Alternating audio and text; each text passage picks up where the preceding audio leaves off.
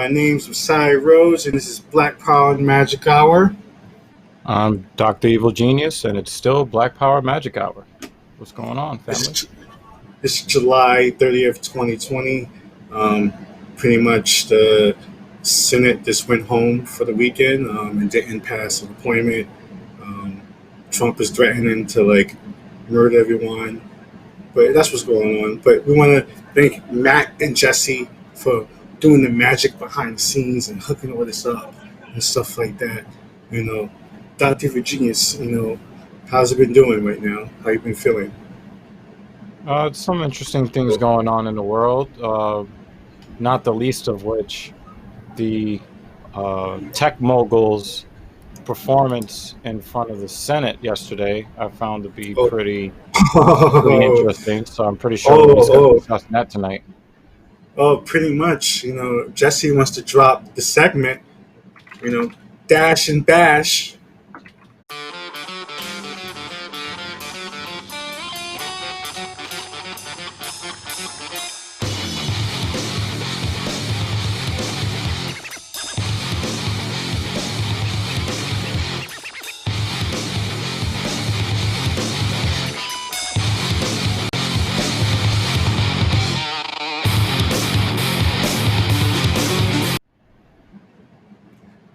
So this is Dash and Bash.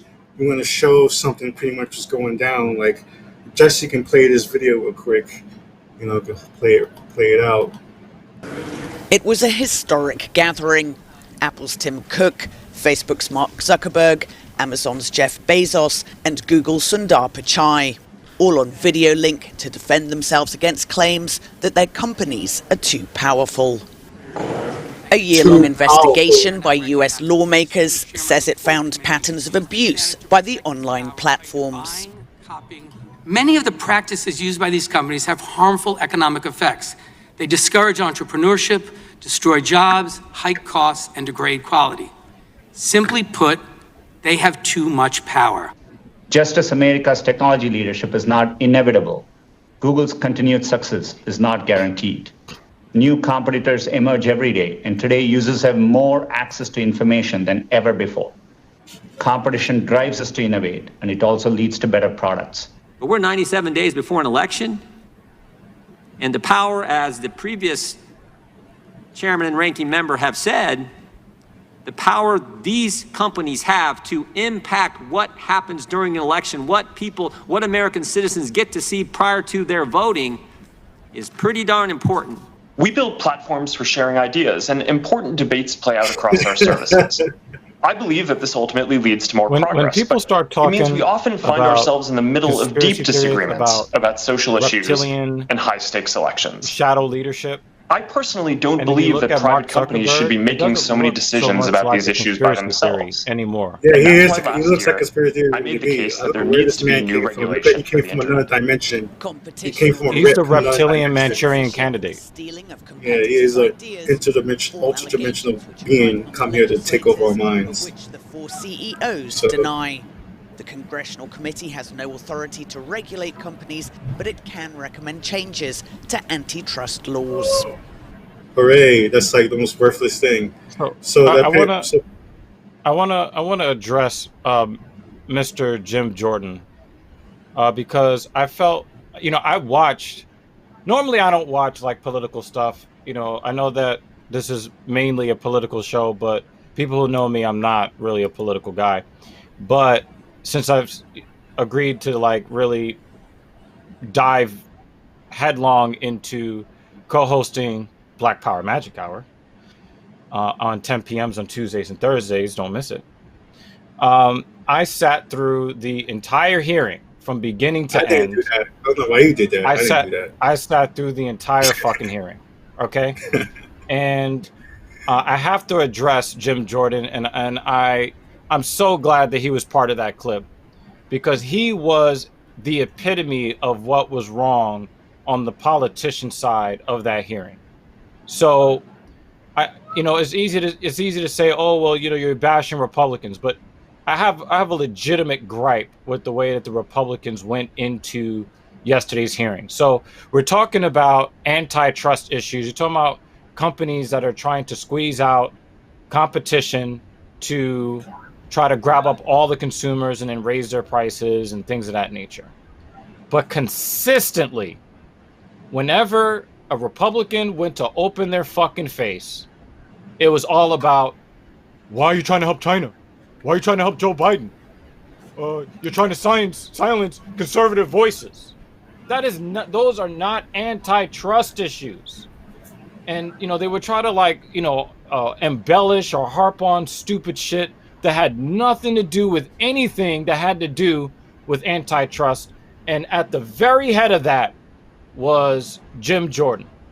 All he was doing was throwing out conspiracy theories and, whining and complaining about conservative voices. Go to the FTC with that shit.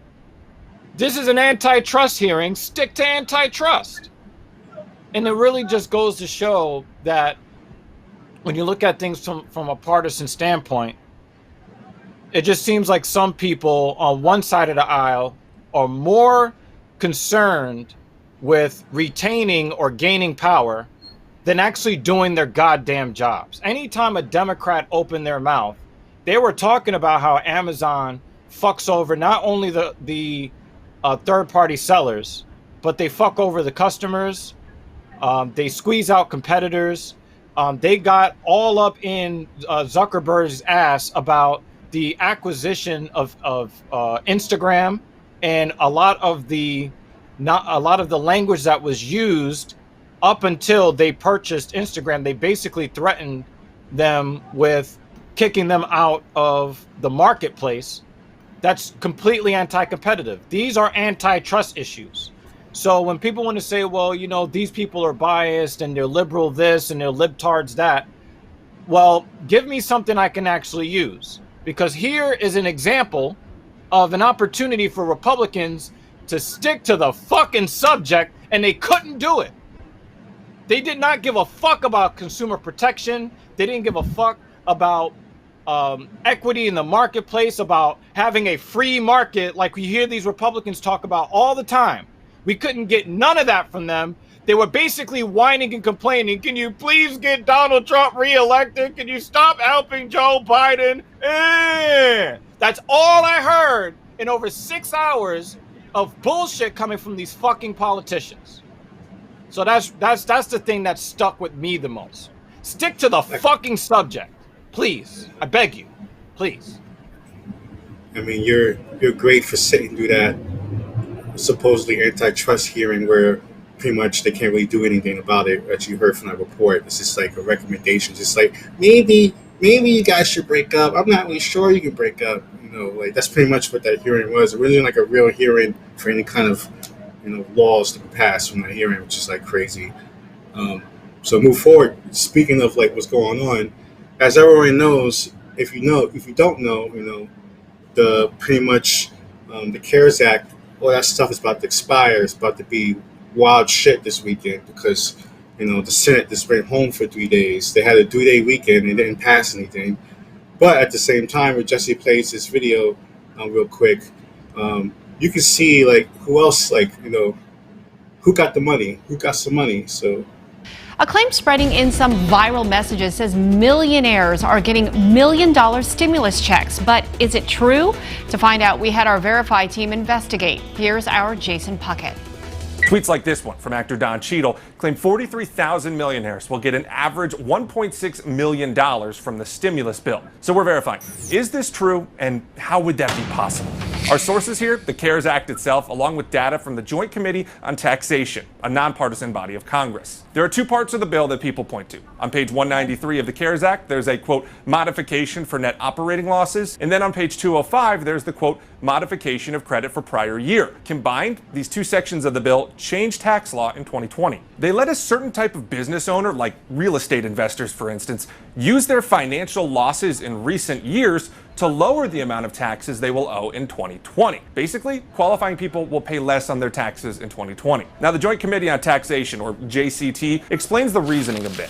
People are expected to lose a lot of money in 2020 because of COVID-19. These tax cuts would, in theory, help them keep more money and offset the loss. But the changes affect some groups more than others. The JCT sent this letter to Senator Sheldon Whitehouse and Representative Lloyd Doggett last week. It breaks down who gets these cuts and how much. This will affect people in all income brackets, but the largest group is those making more than $1 million each year. The JCT estimates that about 43,000 people with more than $1 million in income will see a combined $70.3 billion tax break in 2020. Now that averages to about $1.6 million per person. So yeah, we can verify these claims are correct. Changes to the tax law in the CARES Act are estimated to lower taxes for about 43,000 people who make $1 million or more in income. And the total averages out to about $1.6 million per person. A few important notes: this isn't a lump check or payment, just a reduction of taxes in 2020. And a reminder that these are just estimates. It's possible they could change if the pandemic's effects on the economy also change.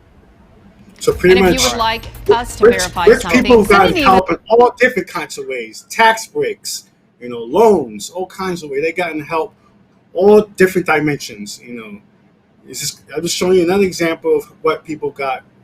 Billionaires and millionaires are gotten out of the pandemic while unemployment, while they went home for three days, pretty much. So this is like an example of what's happening.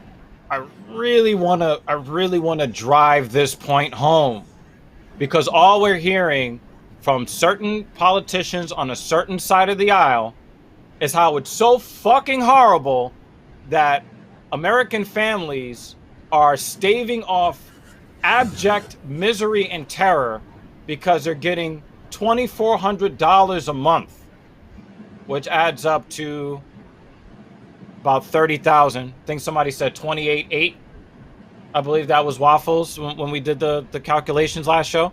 We're talking about for the year $28,800, and you're gonna whine over $28,800 when you're serving up an average of over $1.5 million per millionaire.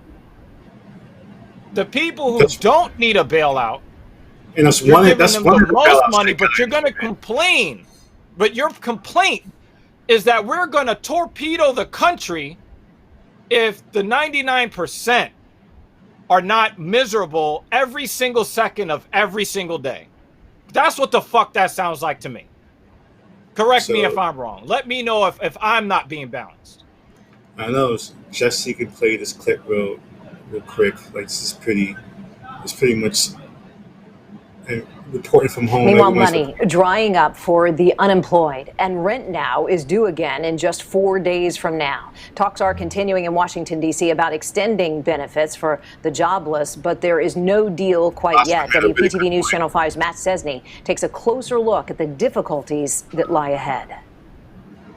It's a major hit. Stephen Porto is trying to figure out how he'll get by without the $600 a week in federal unemployment money. I was watching the news last night, and they were saying that, they're either going to do away with it or they're going to cut it drastically because they're paying people not to work. The Boca Raton man has been laid off from his restaurant job in Del Rey since March, and he, like millions of others, are now waiting on what Congress will do next. We have to get more money into people's pockets. Congresswoman Lois Frankel, who's up for re-election, spoke with us over Zoom. She says balancing a financial stimulus package against the federal deficit is something Democrats and Republicans will need to square away their differences on, as the COVID pandemic shows no signs of going away. Democrats are not coming at this. There's differences, but it's our way or the highway. That is not.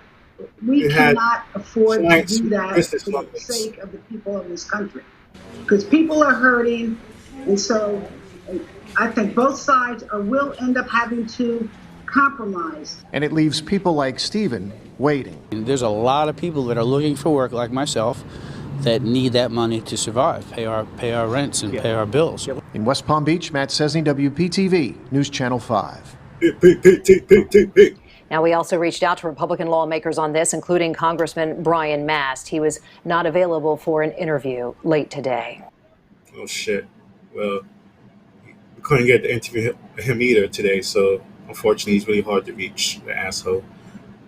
So that's pretty much what's going down, that's all I can say is just like, you just have to watch out for each other, and like if you work at a place, some ways working for a small business, working for a small boss right now might be like the best thing right now for some people, because you have that more down to earth relationship with someone, and like you're working, compared to, I can't imagine right now working for a giant corporation and like they're telling me to go into the office right now. It's just, it's a situation that a lot of Americans have.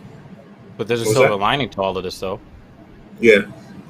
Congress gets to enjoy a really relaxing 3-day weekend.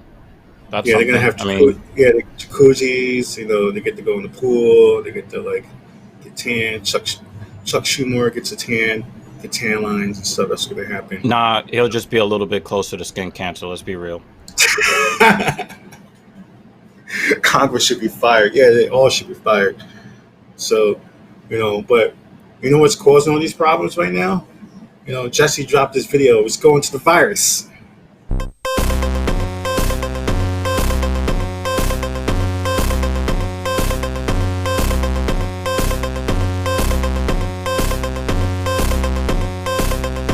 The coronavirus. It's going to disappear. One day it's like a miracle. It will disappear. Yeah, so pretty much, South Dakota is doing something really kind of, I don't know if this is a good thing or bad thing, but they want people to come there to start businesses there during the pandemic. So Jessica played this video. I'm not really sure what to think of this. I want people to just check this out. Well, earlier this month, the Governor's Office of Economic Development launched a new ad campaign in Minnesota, encouraging more businesses to relocate to South Dakota, especially during this pandemic. The interest the campaign is already drawing in tonight's Your Money Matters. I'm South Dakota Governor Kristi Noem. When it comes to supporting companies and eliminating heavy-handed government interference, South Dakota means business. This We Mean Business campaign is heavily focused on South Dakota's response to the coronavirus pandemic.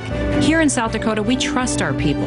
We respect their rights. We will not shut them down. Created to spark interest in businesses, especially right now in the state of Minnesota, but it's actually happening across the country right now. Steve Westra, the commissioner of the Governor's Office of Economic Development, says businesses all over the country are taking notice of how Governor Noem handled the pandemic. The fact that Governor Noem didn't shut businesses down here in the state of South Dakota. Let me know out there. Westra says his office has been fielding a lot of phone calls from businesses all over the U.S. looking at the possibility of moving. Just looking for more information on the state and really trying to understand the business climate in the state of South Dakota. I mean, you can move their businesses there, but there are no people there. Companies so back who's going to work? South Dakota offers freedom from I heard that corporate should have and just personal fucking income vast taxes, wilderness and freedom from coyotes red tape and regulation. Mountain Right lions now, these commercials are targeting Well, companies you in can fix Minnesota. About wilderness 20% of our coyotes. prospects here in the state of South All that Dakota social come from the state of distance Minnesota. One of the very They got paved roads. after the pandemic, the call center,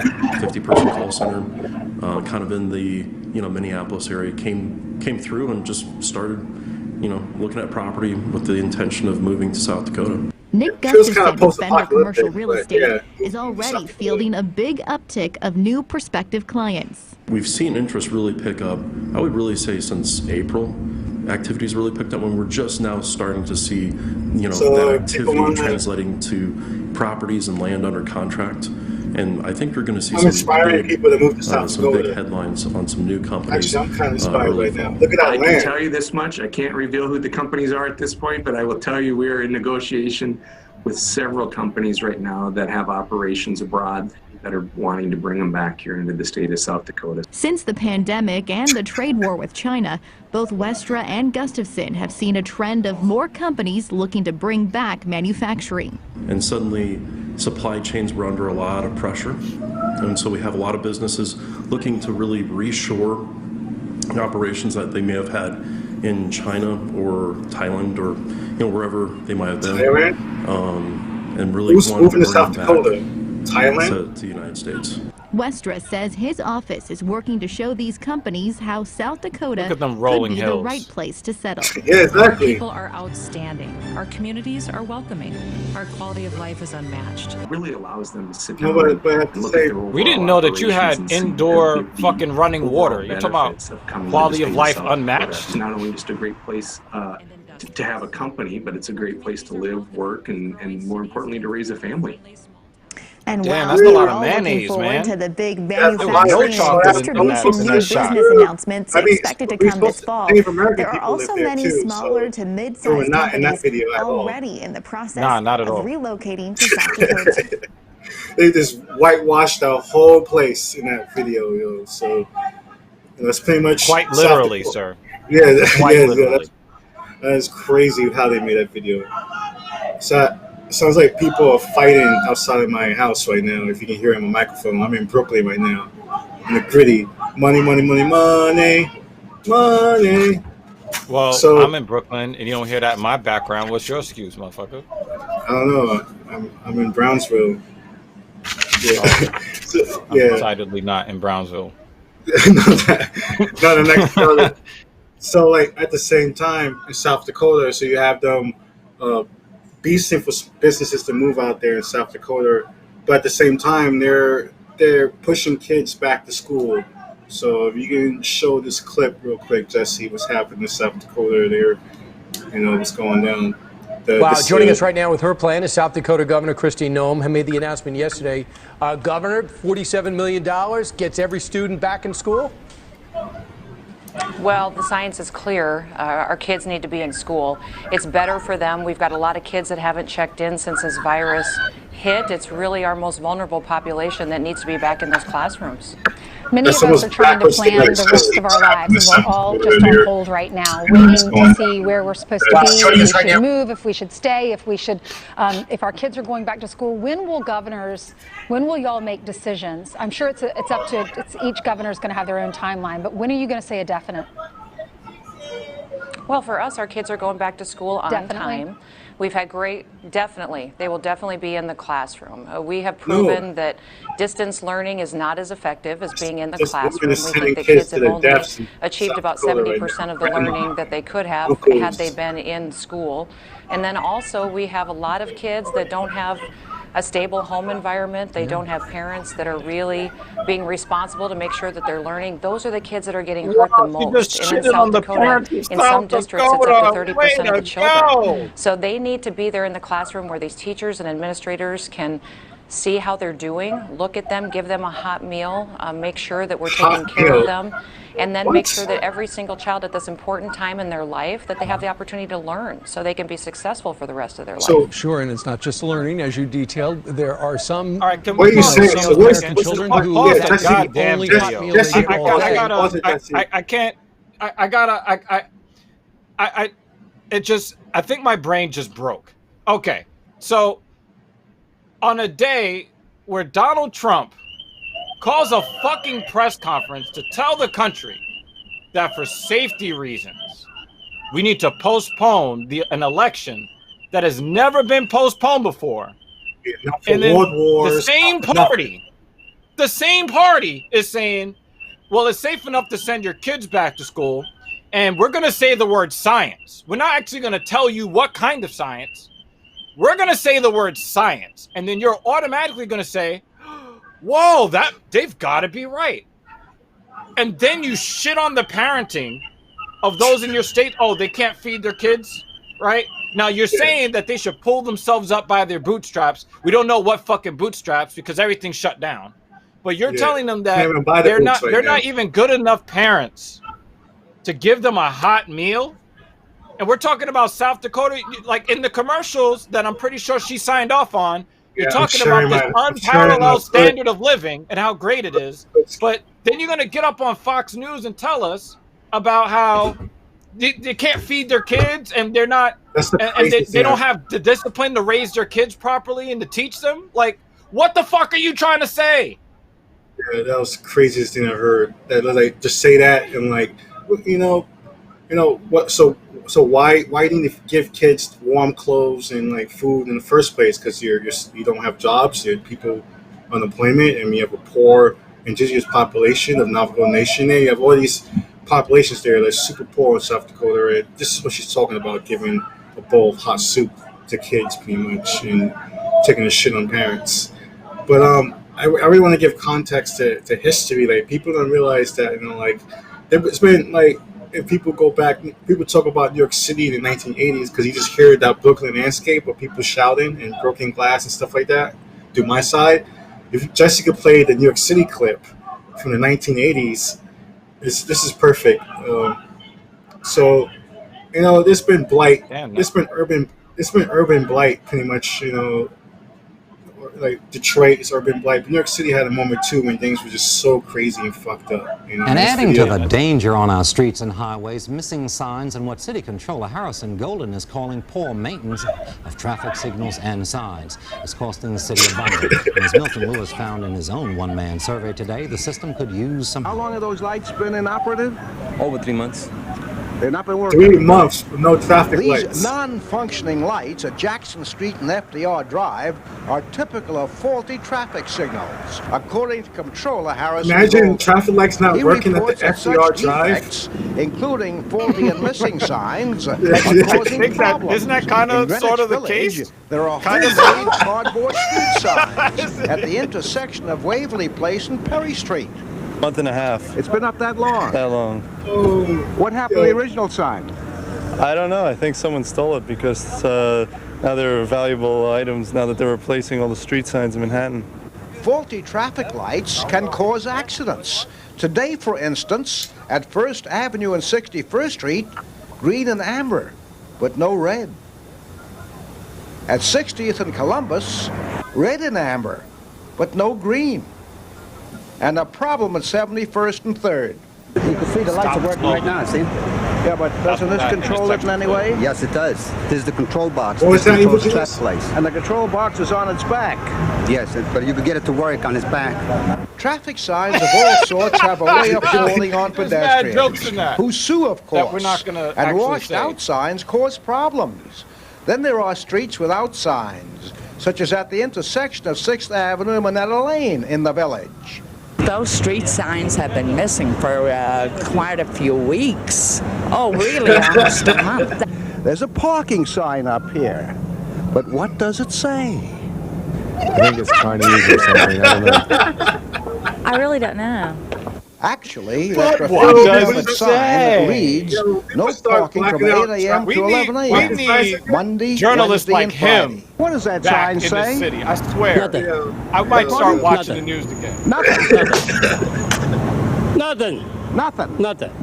You know who put that on there? Who? A bunch of these cops put on there. People start doing that You again. really think so? Yeah, that's the way it cause. Really? Sure.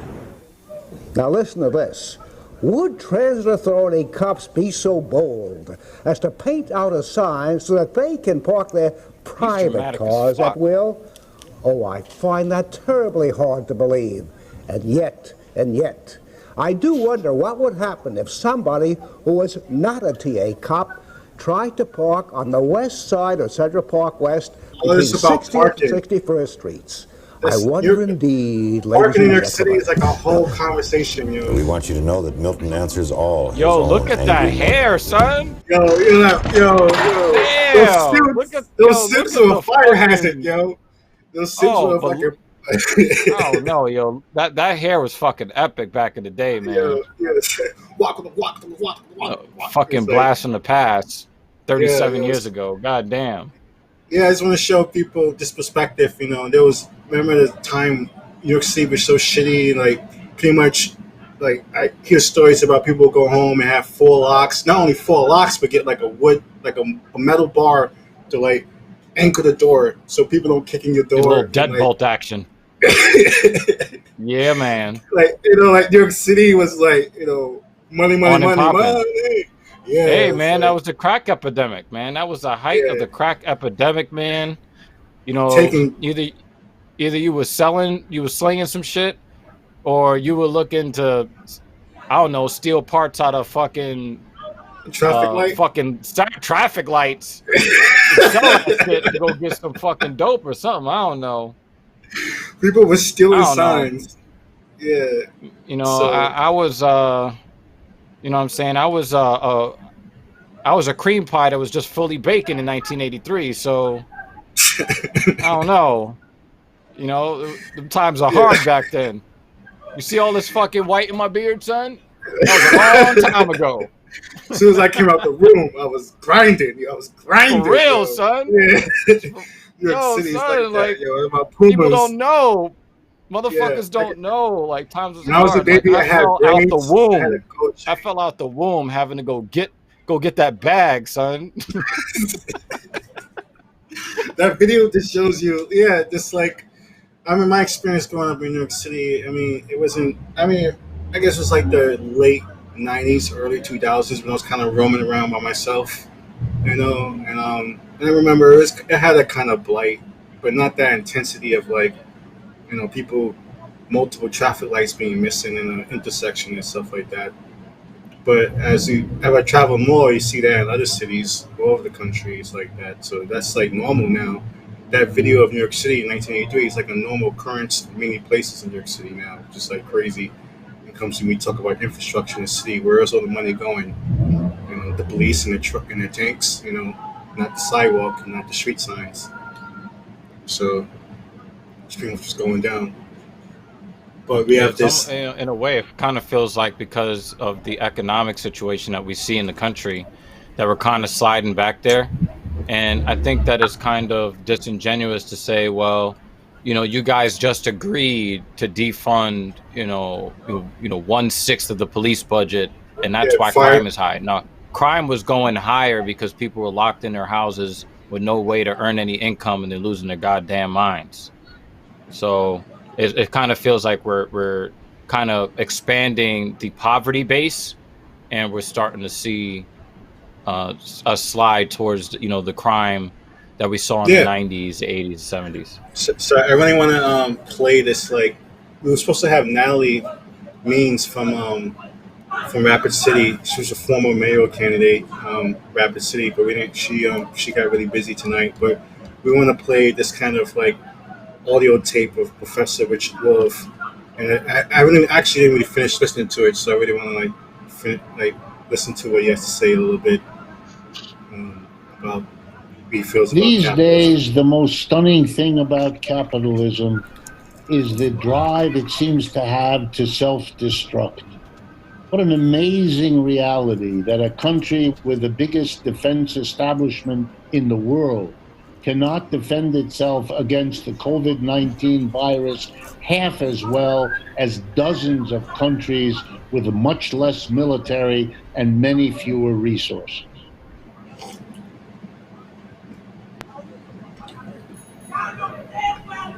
The fundamental purpose of government, this is something that conservatives and liberals both agree on. So Kelly says, I needs an iron bar for his door right now. If you think about the CDC's annual budget, if you it's remember, about $11 billion. 3 episodes ago, in comparison, Messiah one defense contractor alone, Lockheed Martin, he was earns almost $50 billion a year kidnapped from federal government. at the end of the show. That's about 5 times as much as the United States spends on the CDC. Yolanda said, "Is that a blunt?" All the money the United States spends on jets. I gotta smoke a blunt. This is where my tax money's going to, like, soldiers on the moon. It would total almost $1 trillion. I don't understand like how those two things are connected, but okay. Madam President, I believe in a strong military, but we cannot continue to give more money to the Pentagon than it needs. We are spending more on the military than the next 11 nations combined. That's Russia, China, UK, France, you name it. More than all of them. Can we pause Can we pause this right quick? Yeah. Pause that right quick. Okay. So I want to touch on what Bernie Sanders just alluded to. The bill that the Republicans, that $1 trillion stimulus package thing that the Republicans are trying to push for stimulus, they wanted to include over $600 million for F-35 jets, or is it? Oh, it was cool jets that we just seen. Yeah, if we talk what are the American people going to do with a $680 million F-35 fighter to help combat coronavirus? Can somebody please explain that to me? I'm gonna drive down the I-95 with that, so that's what I'm gonna do with the F-35. Dude, by the time you get up to speed, you will run out of pathway to drive on. You have to go in the air. I just want to know, how are you going to combat COVID-19 with a fighter jet? What, you going to shoot a fucking missile at the virus? Please tell me why that needed to be made a part of the stimulus package. I don't know. Continue. And it was. We are Continue with this talking ad. about the need to Join the defeat Navy, guys. our most immediate adversary right now. An adversary that has taken in recent months it's 150,000 now. 120,000 American lives. And that, of course, just is crossed the 150,000. When And the for all you coronavirus deniers crisis that began, say, "Oh, they're defense miscounting," contractors sought assurance 150,000 from the federal government, even if it was that they would be 120,000, protected which is and taken outside care of. the Even if their workers acceptable couldn't go to the office or do their deviance jobs as far as because of plus mandated minus social distancing mathematically. The number the is federal still government astronomically committed high. to supporting major And it's defense definitely not contractors the in the flu, United States, which kills because somewhere it between considered 10 them and strategically 20,000 important corporations. a flu season. The defense industry We're is in the relatively immune fucking to the six persistence of the figures. economy. In a few days to regroup, Lockheed surged up to Just to $380 pause real today. quick. Major. But like, pause it. This is a Lockheed Martin ad now. You know, I want you to get careers at Lockheed Martin. But I want to touch on what you just said, Dr. Virginia. It's pretty much, I mean, it's just the idea that like you have this total disconnect between like what's happening and like what people are fighting about. You know, like all this money and all these resources are going to some other place while like we're fighting over scraps, a little bit of scraps between each other, and it feels like, and I don't know, this moment is really polarizing in that sense to see that happen. You know, like us getting fighter jets. You know, but at the same time, the military had supposed to. I mean, you watch all these action movies and you see like the military come in during the pandemic with their suits and like, you know, biohazard suits. I mean, I guess a lot of Americans expected to see that happen for them. When you see it happen in Africa, you see the United Nations, you see kind of like a military response. You see this is really important. It's just like you didn't see that here. You saw like CVS and like Target CEOs in front of the White House. It was like a really strange thing that was happening here. The War Powers Act was barely enacted. A whole lot of weird things was happening that totally was greed and like this lack of care of people. Like I feel like people don't really care about each other. I don't know. Just look at where the money's going. You know, again, like a lot of people like to make excuses about money that goes to the working poor or the people that barely qualify to be called middle class in this country. But when you look at what Rossman Group said in the Twitch chat about pork belly spending, you know, they always say like, you know, we're spending too much money, but then when you're seeing what they're throwing into the bills, completely unnecessary stuff that looks more like continuing the warmongering machine. So when you look at all of these very well protected militarized police forces, and then you see nurses and doctors wearing trash bags, again, we're just showing where our priorities lie. Overfunding an already well advanced military, a military that's so far advanced from even number 2, that you're still pouring money, dollar after dollar. But if the rest of the country is miserable, then why do you need a super huge military to protect a bunch of miserable ass people? Like, what's the point of that? I don't know. I'm not really saying the United Nations are coming. I'm saying that the response that happens in other places is like you see a military like response when it comes to pandemics, like the Ebola virus. Right, that's what I mean. But here we're buying F-35 jets. Again, somebody explain to me what an F-35 jet is going to do to help us combat coronavirus disease 19. Someone tell me. Because I'm not a political genius. I'm not a military strategist, but I'm pretty sure an F-35 jet is probably not going to do a whole lot to help us defeat the virus and get the economy going again. So Jesse can keep playing this video. I want to see what they're going to show about Lockheed Martin parking lots. American defense contractors are for-profit, publicly traded corporations. And there's a real moral hazard here, because no matter what they do, the federal government is always going to have their back and support them. In other words, these companies and I'm talking about Lockheed Martin and Northrop Grumman, for all intents and purposes, are governmental agencies. Over 90% of their revenue comes from the taxpayers. A plane from the US-backed Saudi-led coalition struck a bus carrying them. Dozens died.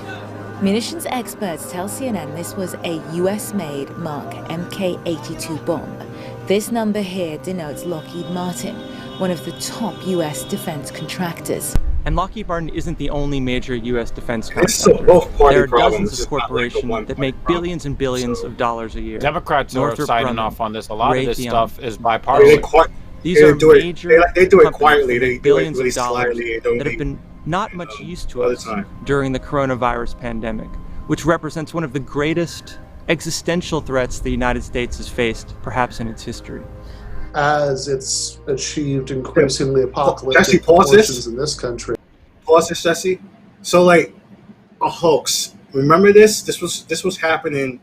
This was happening in March and April. There were tents for this stuff, for people when it came to dealing with the coronavirus in the early days of the pandemic.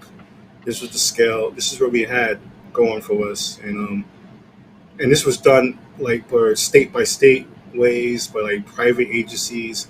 When you saw stuff like this, a lot of times it wasn't the federal government setting this up. It was either a private entity or the city or the town scrapping money together, betting on things. This was kind of stuff was happening. People were like, betting out each other for PPE, for all kinds of stuff. This was wild. There were seasoned shipments at ports of protective gear. This was happening. And people need to remember this as we go further into this big wave pandemic. It's not this a multi-wave. Looks like it's going to be one big-ass wave. Some deep impact shit, It's not. So this is pretty much what's going on in COVID-19. It's no longer this multiple waves. It's like a giant super wave. So super glob, because it kind of feels like it's like this undulating thing where, New York and California blew up, but most of the middle of America hadn't had it really start to explode, and then people lost their nerve and started going back to their hairdressers and their bars and all that stuff in the South, and now it's exploding again. And for all we know, it looks kind of peaceful on the New York side of things, but everything that's blowing up in the South could cause a rise to come right back to New York. We don't know. We're basically just patiently waiting it out, hoping that people stop denying that COVID-19 is a real thing, so that we can all shut down for real, get rid of the threat, and then actually go back to our regular fucking lives. But I don't know. I don't see it happening. But like I said, like we talked about before the show started, Virginia. I just drove from Virginia, back and forth from Virginia the past couple of days, and pretty much I drove to Maryland, and is pretty much Maryland. It's not a mandatory order for mask. So in a city like Baltimore, there's a lot of masks, but outside, people are just willy-nilly not wearing masks. It's like it feels like early March in some parts of like the South, just like really spooky feeling. Yeah, they're getting their New York City March in July and August. Yeah. So it felt really spooky feeling like I went back in time and I went to like DC and Virginia. I feel like they haven't really dealt with like the weight that New York City or California or dealt with the death toll. But we know what we got to do here. Jesse needs to drop vote out 2020, because that's what people need to do, hopefully. Please.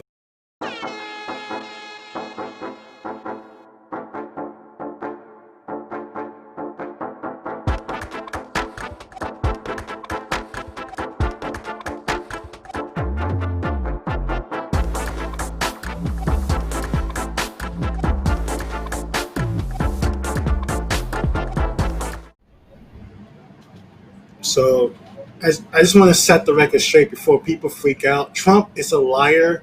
He's a scam artist. He's a bully. You ever dealt with someone who wants to fight you all the time and beat you up? You realize they do certain things to agitate you on purpose so they can get you off of your center. And that's what Trump does. He always wants to get you off your center, and make you feel not centered. You know, if someone bobs and weaves and try to, you know, psych you out, and that's what Trump does all the time. And it's But kind he's of also delayed. sad. He's also Yeah, sad because, according to him, nobody likes him. You know, I think some people like him. But that's what he said. He's like, why is my approval rating so low? But Dr. Fauci's, you know, this actual expert that knows what the fuck he's talking about. Why do people trust him, but they don't trust me? Like, I've got good ideas too. You know what I'm saying? Like, you could load up syringes with Lysol. That was a good idea because we know it kills COVID-19 on surfaces. You know, maybe if, you know, you put an infrared light and jam it up your ass, you can kill the virus that way too. See, I got good ideas. Why do you like the expert, the guy that knows what he's talking about, but you don't like me? It's got to be my personality. Like, that is like the most self-aware thing I've ever heard him say, ever. I was like, oh my God, like maybe hell is freezing over, like right now. Yeah, I mean, it feels like it's freezing over. It feels like pigs are flying, dogs and cats living together, mass hysteria in the streets right now. Because this is what Attorney General Barr said today. Just to calm people down that Trump can't do this. He's a fucking liar. He's a scam artist. If Barr, I was about to call Jesse Attorney General Barr. I'm sorry. This is what he said. So, this is.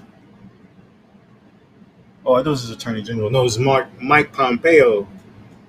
He says it. Secretary of State. And then this morning, the president is suggesting that the presidential election should be delayed. And I sort of want to start there. This is not something that either you or I were prepared to talk about today because I think it happened in the middle of the hearing.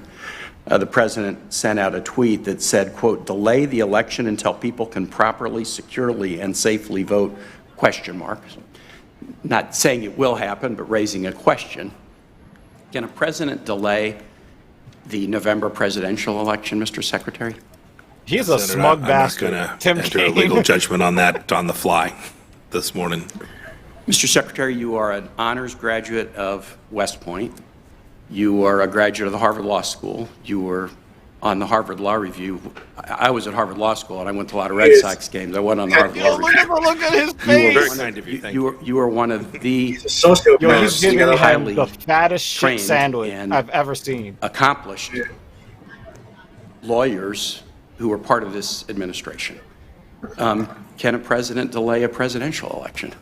Senator, in the end, the Department of Justice, others will make that legal determination. We all should want, I know you do too, Senator Kane, want to make sure we have an election that everyone is confident in. It's not only free. Are you indifferent to the date of the election? It should happen lawfully. Right. Yeah. It should happen lawfully. Oh my God! So for the no love here at all. You may not want to comment on it, but I do think it's important. A president cannot delay an election. The date of the election is established by Congress. It was established in 1845. There is no ability for a president to delay an election. And I don't think it's that hard a question or one that should lead to any equivocation by somebody who's fourth in line of succession to be president of the United States. So let me ask another question. Oh my God! Yo, did you hear his tongue doing fucking front flips in his mouth? That's what you know, like, dude, that was but you know what I think threw him off though? I don't think it was the question that threw him off. It was this fucking. He was like, yeah, so, you're super great guy. You're super intelligent. Go and tell the American people, man. Can the president delay the election? Is that lawful? Does he have the power to do that? Because we both know the answer, but I just want to fucking see you say it. I want to hear that shit, motherfucker. And he's like, that shit was hilarious. It's like, because he didn't want to say it the way Trump said it to him, so he had to say it his own way. Because Trump they've probably been talking about it, so who knows? But at least Kane, he lubed him up before he just whoop. But I just want to put a disclaimer: that was a spectacle because, he can't do it, so who gives a shit? So that's pretty much what's going on. But I just thought it was funny. Yeah. So like it's so like we're gonna spend a whole day talking about something that can't happen, which Trump does all the time. This is what he does. He talks some things he does, some things he doesn't, and he does this all the time. He says all this crazy stuff, you know. But at the same time, this is stuff that is happening. If Jesse plays his clip, this is pretty scary. Plays a short clip. Checking on Money Matters at 7:32. The U.S. Postal Service considering closing post offices across the country. And the U.S. is about to unveil the ugliest economic growth number ever recorded. Jane King joins us live from New York with those stories and more in our Money Matters report. Good morning, Jane. We've been talking about this report that we're going to get in about an hour for months now. We know it's going to be probably historical. So this is gross domestic product, broadest measure we have of the economy, and this will be for the second quarter. So this is April, May, and June. So this will reflect certainly the tracks. The last time we had this dive, particularly hard in April. No, actually, I think this is a record. This is actually completely unprecedented. It would be unprecedented. Of course, we all remember how fast that came as well. Now, the post office may be closing branches. The agency has been losing billions for years. The new postmaster general looking to cut costs that could include I think that they are going to shut down the post office, like all the post office, the service did report like 2 weeks before the election. Yeah, we ran out of money. Sorry. Before the full effects of the shutdown sank in, and data breaches have grown in intensity and frequency in recent months. So this is a real threat. Took advantage of coronavirus confusion. Large scale. Quick, Jesse. So like this is an example of a real threat that Trump is doing right now. The post office. So not only think about the elections, the post office actually supports business too. It supports all the small businesses everywhere. You know. So it's not just about the election. When you fuck with the post office, you're fucking with the economy of this country. So but he's willing to do that to stay in power. Then we have to see ... Pretty much, you know. So this but here's the problem. Yeah. But here's the problem with that plan. If the election does become delayed, they remove Trump from the White House and they put Nancy Pelosi in the White House until the matter is fully adjudicated. So no matter what weird trick he's trying to pull, he's gonna have to leave the White House. So you might as well just do the damn thing and just hope that, you know, even if it takes some like weeks to count the votes because everyone mails in their ballots, you know. Right. That could be something that might happen. But the thing is, by January 20th, he's going to have to find a new address if the election is delayed. Like if we still don't have the numbers all in and tallied come January 20th, that moving truck is there, but of course, you know, you got that luxury Trump airplane. You really easy to move all your shit into the plane and go back to Mar-a-Lago or wherever the fuck you're taking that dumbass fucking 737. Fuck out of here. Remember that sad video we saw the other night with Mr. Noor of that woman being evicted in Texas? That's the video I want to see with Trump with all his shit outside the White House. But we know that's not gonna happen. Because, like, that motherfucker will have somebody drive that big ass fucking Boeing down the street to put all that shit in his plane. I've lost so much right stuff. There. See all my stuff? See all my stuff right there? Land there. I lost so much stuff in the post office, but at the same time, I have so many like families and friends that I know that are employed by the post office, and how many like middle class people of color are supported by working at the post office. Is a major employer of like people. So if it goes down, it's going to also take down a lot of the economy in a whole lot of ways. Yeah, but you know, they're talking about possible voter fraud with the mail-in ballots, right? If you look at what Rossman Group is saying in the Twitch chat about how the post office fucks everybody in the ass, basically because they just lose people's stuff. Now, are you saying that the post office is going to be making sure that fraudulent ballots make it through? Or is it more likely that they're going to do what most people already suspect they do by making sure that shit doesn't get there in the first place? So it's like, which one will it be? That's probably going to be a problem. That's probably going to be a bigger problem of like legitimate ballots not making it. I think that's going to be. There was one post office employee last month that was arrested because he was changing people's votes. He was changing people's votes, and he claimed it was a fucking joke. But he was changing, like, you know, people who were like voting for Democrats or whatever, and he was like switching them over to Republican in the the smaller, more the smaller elections. This is hypothetical. Yeah, this is so hypothetical, because we never had a mail-in ballot election in this level before, ever. Which is kind of sad that we haven't evolved our Gil election Jones process. said he's going to take the Boeing through McDonald's drive-through in the YouTube chat. Yeah, many French fries, Big Macs. Oh man. What kind of low-class bum stuff is that? You give like people winning championships cold fast food, like this bum dude. He likes KFC too. Waffles. That shit that you're trying to say, it does not hold any water. The post office could be the hotbed for fraud, but there's no evidence of that. I could be the next astronaut to go into space, but there's no evidence of that. I could be the #1 pick in the NBA draft in 2021. But there's no evidence of that. So why don't we stick to provable fucking facts instead of being out there in conspiracy land talking about, oh my God, there could be fraud. There's so many things that could happen. Let's not talk about the hypothetical when we've got an actual system in place that's supposed to be working for the American people. Let's stick to the fucking facts that we can prove. Yeah. So we play this next clip, Jesse. I mean, we have an antiquated system that the fact that we have to mail in our fucking ballots in the year 2020, in the 21st century. This is our election. Shitty old Victorian age. I don't know what the fuck is going on here, but if we play this clip real quick, Jesse. Voters should not have to choose between their health and voting. Secretary of the Commonwealth Bill Galvin pushed back on the president's suggestion the election should be delayed. The statements made by Trump, they're merely saying they're outrageous is not enough. They're bogus. They're ridiculous.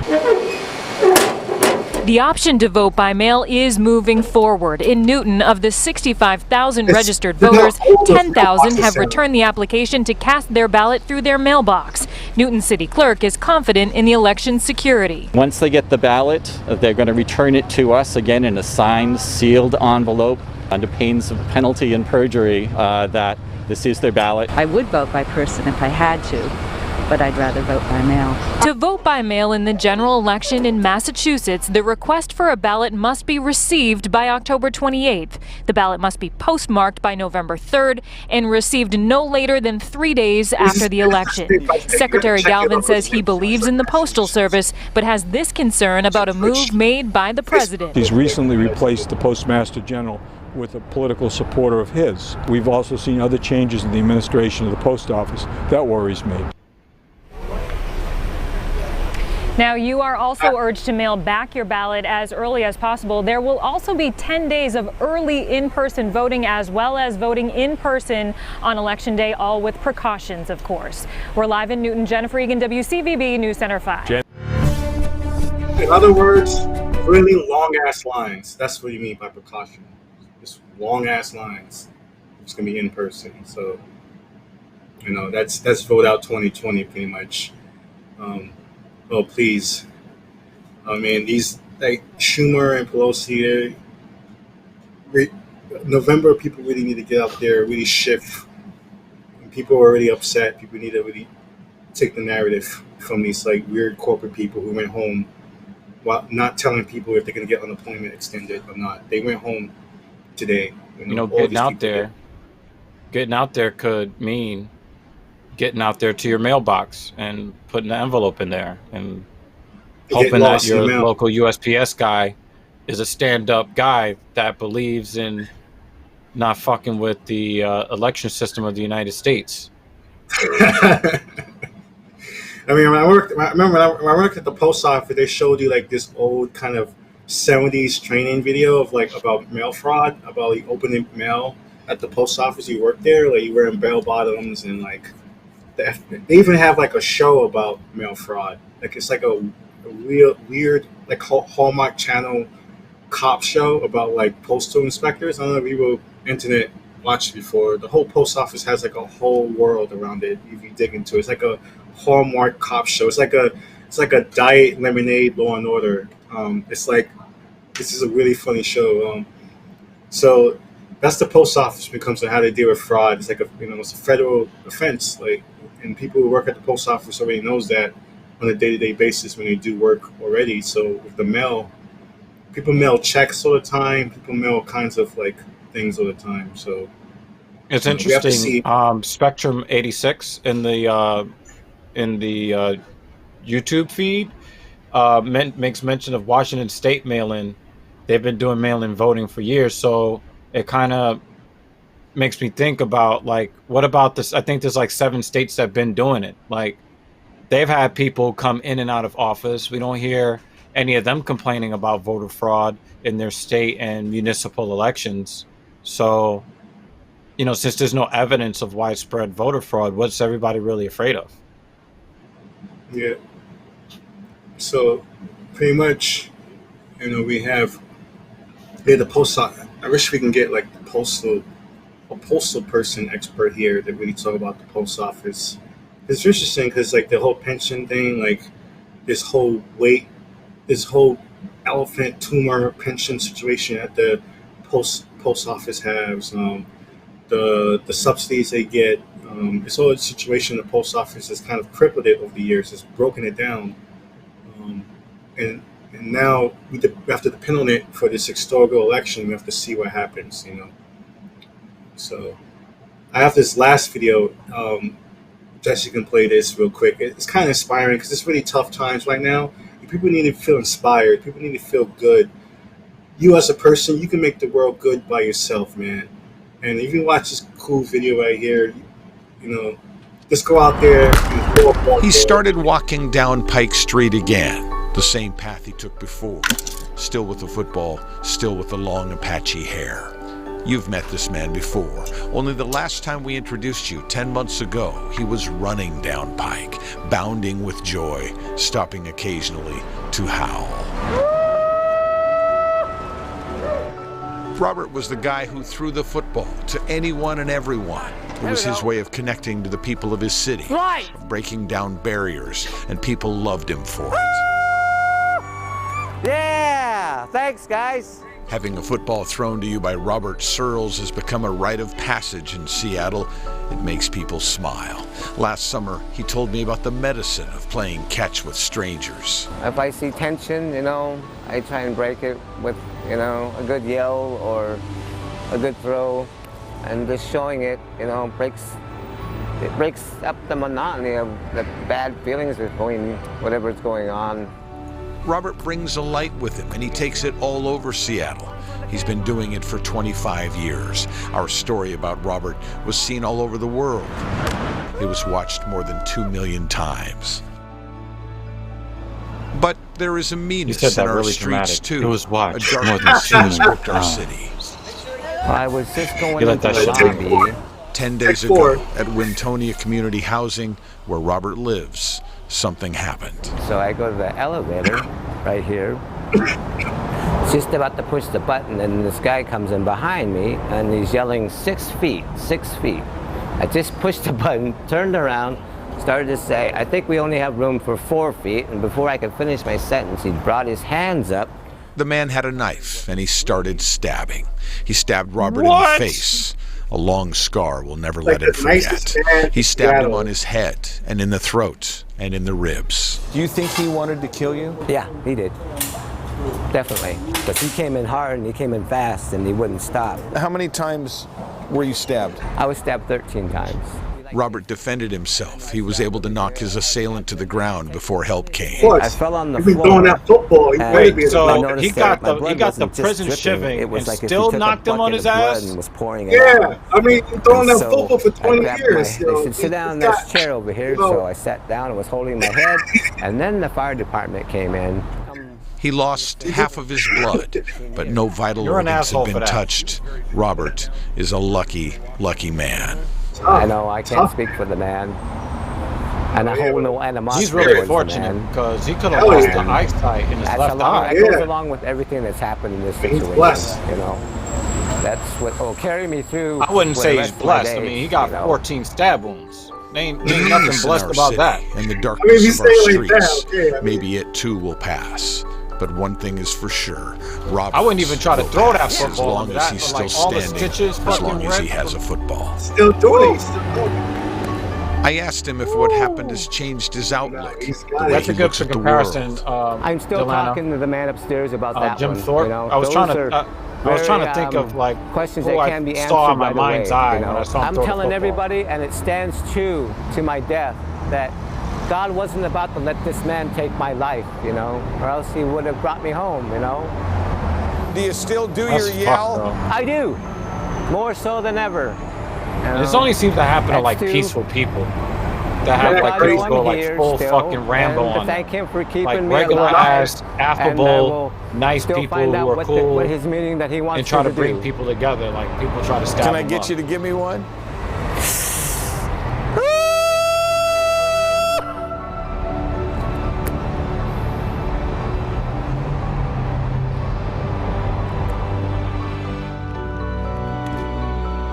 After talking to us, he walked away to throw his football and make smiles and cheer up his city. And suddenly, he could take it no more, and he broke into a run. And away he went. Wow, you're mad dramatic for no reason. Like that shit like about to play some U2 and shit. Yo, like I believe that is probably our calling on Black Power Magic Hour. We're gonna call out every fucking overly dramatic voice over guy. We are gonna call you out. All right? We're throwing down the motherfucking gauntlet. Every time you come up with some fucking overly and away he goes. We're gonna be here to roast your motherfucking ass. Every week. Tuesdays and Thursdays at 10 p.m. We're going to be roasting. That's right. This too shall pass. That's not everything, but Black Power Magic Hour. We're here Tuesdays and Thursdays at 10. I'm Asai Rhodes. And I'm Dr. Evil. And we are roasting overly dramatic voiceover actors. Boom! Smile. Smile, please. Good night.